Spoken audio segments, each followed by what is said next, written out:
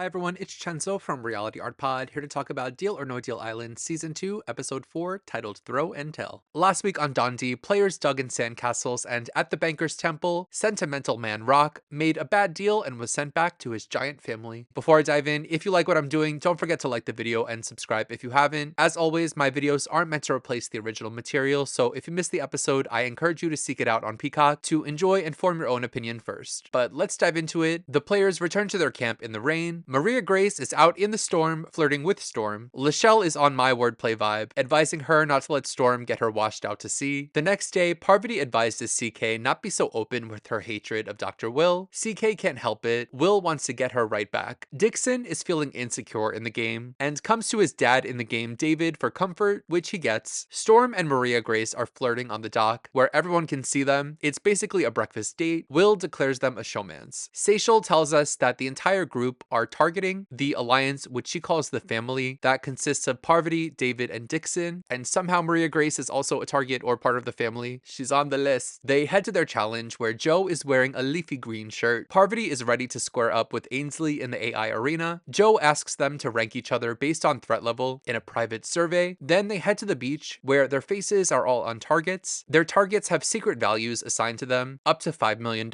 corresponding to how the group ranked them. Using axes, they need to try to target who the group think are the two biggest and smallest threats. The players who get the closest to the center of the two biggest and smallest threats will be safe from elimination, and the one player who gets closest to the biggest threat will choose who faces the banker this week. I found out recently I'm comically bad at axe throwing, so I'm glad I'm not them. They get started with Will getting a bullseye on his own face. Parvati gets her own face. Philip goes for Seychelle, thinking she's the lowest. Then Seychelle goes for her own, getting a bullseye and making Philip's not count, which pisses Philip off. On CK's turn, she goes to throw for Will. Will publicly makes a deal with her that if he wins the challenge, he won't send her to face the banker if she doesn't try to hit his target. So they shake on it. She goes for David's instead, and she misses. Storm is last to throw, forced to axe his lover Maria Grace in the face. How romantic. Let's get to the results. Will was voted the biggest threat, and he hit that target, so he got the $5 million case and is the winner of the week. Parvati is the second biggest threat, hitting her own face, so our queen lives to slay another day. And bottom two, Maria Grace and Seychelle, both hit their own faces, making them safe as well, and nice easy results to report across the board. The other 7 players are eligible to be eliminated. Dr. Will has to pick one player to face the banker. If they make a good deal, they have to pick any of the other 7 to go home. So they get to strategizing. Will wants CK gone. He's trying to find someone who will play the banker and eliminate CK. Seychelle wants Will to pick Dixon to target the family alliance, and David is okay with Dixon facing the banker because he knows his son Dixon will never send him home. Will meets with Dixon. Dixon is hardcore campaigning for himself to face the banker and send CK home. Will is not telling us what he'll do, even though that's obviously what he's gonna do. So they head to the banker's temple, where I was actually shocked to see Joe in a sleek blazer. I truly think he lost some flavor when Rock departed. And what a shock, Will puts Dixon to face the banker. Dixon picks case number 4 based on his favorite baseball player. How fun. Dixon starts picking cases. Turns out he's a Deal or No Deal model fanboy, so he's picking cases based on briefcase girls he thought were hot back in the day. Turns out that's the best strategy because he ends up being really good at this and has a great first round, picking mostly low cases, getting an offer for $421,000. A great offer that gives him a 62% chance of going home, so he doesn't take the deal. I wouldn't either. He then has another great round, knocking down more low numbers, and gets an offer for $1,450,000, which is, I guess, a great offer, but would give him a 75% chance of being eliminated. And again, of course, he says no deal. He picks his final 2 cases and ends up with the 2 highest values left on the board. He gets a final offer from the banker for $3,200,000. He has a 50-50 chance of staying no matter what. You might as well take the chance at the $5 million.